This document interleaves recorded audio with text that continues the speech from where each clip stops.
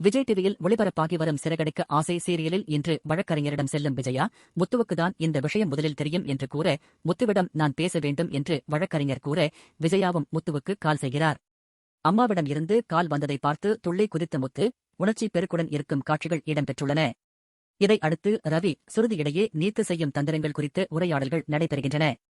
இதனை அடுத்து அபார்ட்மெண்டில் பூ விற்கும் வாய்ப்புகளுக்காக மீனாவும் சிந்தாமணியும் ஒரே இடத்திற்கு வர, இருவருக்கும் இடையிலான உரையாடல்கள் நடக்கின்றன.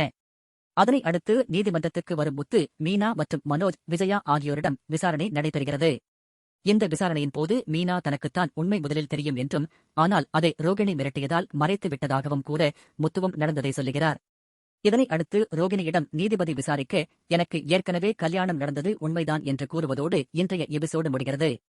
இனிவரும் எபிசோடுகளில் ரோகிணி தனக்கு இன்னொரு கல்யாணம் நடந்தது என்பதையும் குழந்தை இருக்கிறது என்பதையும் ஏற்கனவே நான் மனோஜிடம் சொல்லிவிட்டேன் என்றும், அவர்தான் அவருடைய குடும்பத்திடம் மறைத்தார் என்றும் ஒரே கோடாக போட, ஒட்டுமொத்த குடும்பமும் அதிர்ச்சி அடைய வாய்ப்பு இருக்கிறது.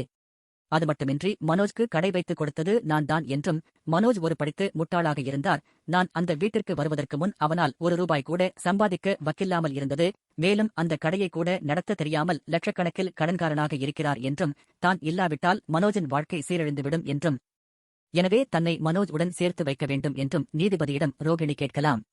அது மட்டுமின்றி தனக்கு ஏற்கனவே திருமணம் ஆகியிருந்தாலும் நான் மனோஜை உண்மையாகவே காதலித்தேன், அவருடன் வாழ வேண்டும் என்று விரும்புகிறேன், மனோஜுக்கும் என்னுடன் வாழ விருப்பம்தான், ஆனால் அவருடைய அம்மாதான் வாழ விடமாட்டேன் என்கிறார்கள். அதேபோல் முத்து, மீனா இருவருக்கும் நாங்கள் சேர்ந்து வாழ்வது பிடிக்கவில்லை என்று கூட நீதிபதியின் முன் ஒரே போடாக போடலாம்.